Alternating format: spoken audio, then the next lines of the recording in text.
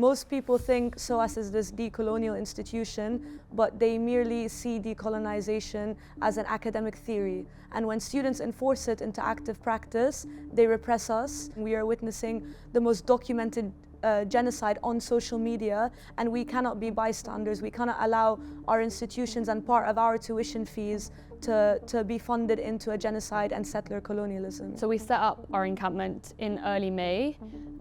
So we've been going for just over 6 months now. And we had very simple demands of the university, similar to other encampments across the world.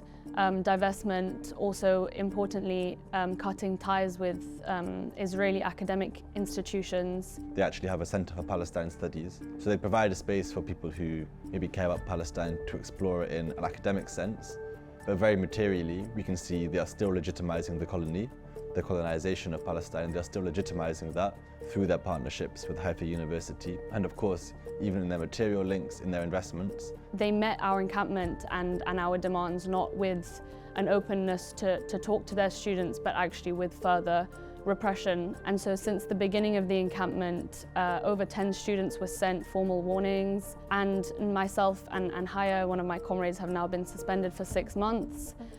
Abel, another one of our comrades, has been permanently excluded. To be honest, they accused me of harassing and abusing the Vice-Chancellor of the university, Adam Habib, simply for holding him accountable and challenging him on his responsibility and his complicity in the fact that Soas, as a university, still invests in the Zionist entity, still has partnerships with the colony, and because of that I was permanently excluded. And recently that has escalated with the University of London, who is the landowner of the Soas campus, to actually take us to court to get an injunction to actually criminalise protest on campus, which is again setting a huge precedent of repression that has to be pushed back against. We were charged, we were sent to court, simply again for protecting our comrades who are being arrested for no reason, for speaking up about Palestine. We witnessed police brutality. So the story of the 9th of July was 2 Zionists actually came to provoke the camp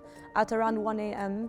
And these Zionists are actually well-known Zionists. The police came and chose to side with the Zionists instead of us. So what they did was they actually brought about 20 policemen at first, and they tried to enter our camp. My mom was also there.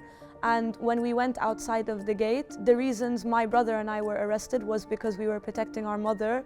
The police stole her crutches and they pushed her onto the ground. We won't be intimidated, because the whole reason we started the encampment in the first place is to center the people of Gaza, to center the people of Palestine, to learn from their steadfastness and from their resilience, and to continue the struggle for Palestinian liberation. Because us as students, we cannot be silenced, and we've seen in other struggles like Vietnam in the 60s, apartheid South Africa, how powerful students really are and how powerful the student movement really is.